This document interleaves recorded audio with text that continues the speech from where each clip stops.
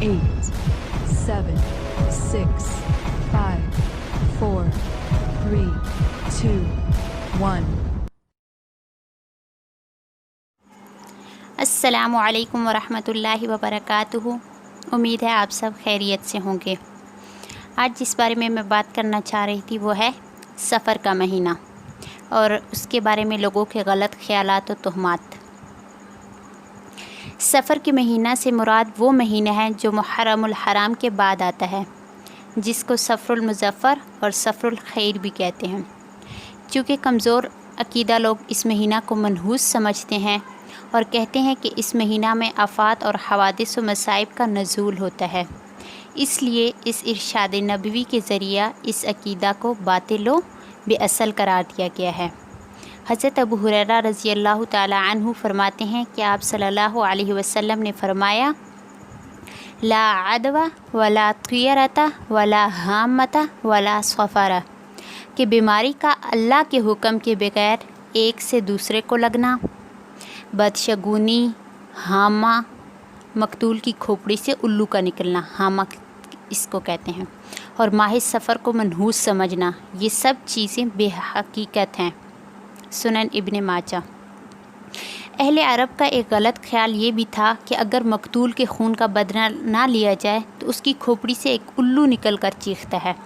जब बदला ले लिया जाए तो मकतूल की रूह को तस्कीन हो जाती है और उल्लू खामोश हो जाता है। हदीस में इस गलत नज़रिया की भी तरदीद की गई है। माह सफ़र में मसाइब और नहूसत के नज़रिया की तरदीद। माह सफ़र के मुताल्लिक़ नहूसत और मसाइब के नज़ूल का अक़ीदा लोगों का मन घड़त और जाहिलाना अक़ीदा है, जिसकी शरीयत और दीन इस्लाम में कोई असल नहीं है। अहादीस मुबारका में इस किस्म के अक़ाइद से मना किया गया है। लिहाजा माह सफ़र बल्कि किसी चीज़ के बारे में भी नहूसत का अक़ीदा रखना जायज़ नहीं, क्योंकि गम व खुशी और सेहत व बीमारी वगैरह सब अल्लाह ताला की मर्ज़ी व मंशा और बंदों की आजमाइश के तौर पर आते हैं। इसमें ना तो किसी चीज़ की नहूसत का दखल है और ना किसी और चीज़ का, बल्कि फ़ाइल हकीकी सिर्फ़ अल्लाह ताला की ज़ात गिरामी है। नजमुल फतावा। माह सफ़र का आखिरी बुध। माह सफ़र के आखिरी बुध के बारे में लोगों का ये अकीदा है कि उस रोज़ आप सल्लल्लाहु अलैहि वसल्लम मर्ज़ से सेहतयाब हो गए थे, इसलिए ईद की तरह खुशियाँ मनाते हैं, चूरी बनाकर तकसीम करते हैं। ख़ुसूसन मज़दूर तबका मालकान से छुट्टी मांगता है और मिठाई के पैसे और ईदी तलब करता है। ये महज बेअसल और बिदअत है। खाने पीने की गर्ज से लोगों ने इसको ईजाद किया है, बल्कि हकीकत यह है कि सफ़र के आखिरी बुध को आप सल्लल्लाहु अलैहि वसल्लम के मर्ज़ वफ़ात की इब्तिदा हुई थी। फतावा बैयिनात। माह सफ़र की दुआ। सोशल मीडिया पर माह सफ़र से मुतअल्लिक़ अरबी अल्फाज में कुछ मख़सूस दुआएं शेयर होती रहती हैं, जबकि इसकी कोई भी हकीकत नहीं है, ना ही ये किसी मुस्तनद रवायत से साबित हैं। कोई भी मख़सूस दुआ सफ़र की साबित नहीं है। माह सफ़र में शादी करने में कोई भी हर्ज नहीं है। किसी भी महीना या किसी भी दिन के लिए मनहूस होना या ख़राब कह देना लोगों की अपनी मन घड़त राय है। किसी भी महीना को शादी के लिए या किसी और काम के लिए बुरा करार देना इस्लाम की नज़र में पसंदीदा नहीं, ख़वाह वो माह सफ़र हो या माह मुहर्रमुल हराम। तोहमात और बुरे मन घड़त ख़यालात को कोई मकाम देना इस्लामी तालीम में नहीं पाया जाता। बाज़ औरतें माह सफ़र को 13 तेज़ी का महीना कहती हैं और इस महीने की 13 तारीख़ तक अपनी लड़कियों को रुख़सत करने को भी बुरा और मनहूस समझती हैं। ये सब बेअसल हैं। इसी तरह बाज़ मर्द लोग इस महीना के आखिरी बुध को अपना काम, अपने कारखाने भी बंद रखते हैं। उस दिन नहाते धोते हैं, नए कपड़े पहनते हैं, खाने बनाते हैं, खाते हैं, खिलाते हैं और ऐसा करने को अपनी मुसीबतें दूर होने का ज़रिया समझते हैं। ये सब बेअसल हैं। इस्लामी तारीख़ पर नज़र डालकर वाज़े तौर पर ये मालूम होता है कि नहूसत दिनों में नहीं होती, बल्कि इंसान के अपने अमाल में होती है। और ये महीना तो सफ़रुल मुज़फ़्फ़र और सफ़रुल खैर का है, यानी कामयाबी और खैर का महीना। इस महीना को खाली का महीना कहना दुरुस्त नहीं।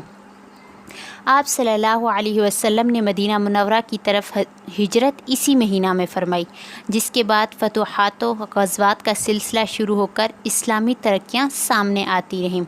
اسی طرح 2 صفر کو حضرت فاطمہ رضی اللہ تعالی عنہ کا نکاح ہوا۔ 4 صفر کو حضرت زینب رضی اللہ تعالی عنہ کا نکاح آپ صلی اللہ علیہ وسلم سے ہوا۔ 8 صفر کو حضرت عمر بن عاص رضی اللہ تعالی عنہ کا قبول اسلام ہوا۔ 9 صفر کو حضرت عثمان بن ابی طلحہ رضی اللہ تعالی عنہ کا قبول اسلام ہوا، جو کہ جلیل القدر صحابی تھے اور خانہ کعبہ کی چابیاں اور حفاظت کی ذمہ داری انہی کے پاس تھی۔ 8 صفر حضرت خالد بن ولید رضی اللہ تعالی عنہ کا قبول اسلام ہوا۔ 27 صفر حضرت اسامہ بن زید رضی اللہ تعالی عنہ کا بحیثیت امیر لشکر تقرر ہوا۔ صرف اسی قدر تاریخی واقعات کے ہوتے ہوئے بھی یہ مہینہ منحوس مہینہ کیسے ہو سکتا ہے؟ اسلامی تاریخ کے اوراق بار بار پڑھے جائیں تو مزید معلومات سامنے آ جائیں گی۔ بہرحال یہ مہینہ صفر المظفر اور صفر الخیر یعنی کامیابیوں کا مہینہ اور خیر کا مہینہ ہے۔ آخری گزارش، جو کام عام دنوں میں جائز ہے، شرعی لحاظ سے اس پر کوئی بھی ممانعت نہیں، تو وہ تمام کام اس مہینہ میں بھی جائز ہیں، کوئی بھی شرعی پابندی اس پر نہیں ہے۔ یہی قاعدہ آپ ماہ صفر، ماہ محرم کے بارے، تمام مہینوں کے بارے میں بھی سمجھ لیجئے۔ واللہ اعلم بالصواب۔ سوالات کے جوابات۔ دنیا میں سب سے پہلا درخت کھجور کا تھا، اور اسلام کی سب سے پہلی مسجد، اسلام میں جس مسجد کی بنیاد سب سے پہلے رکھی گئی وہ مسجد قباء تھی، اور آپ صلی اللہ علیہ وسلم نے اسی مسجد میں سب سے پہلے خطبہ دیا، اور آپ صلی اللہ علیہ وسلم نے قباء میں کلثوم بن بدم رضی اللہ تعالی عنہ کے مکان میں قیام فرمایا۔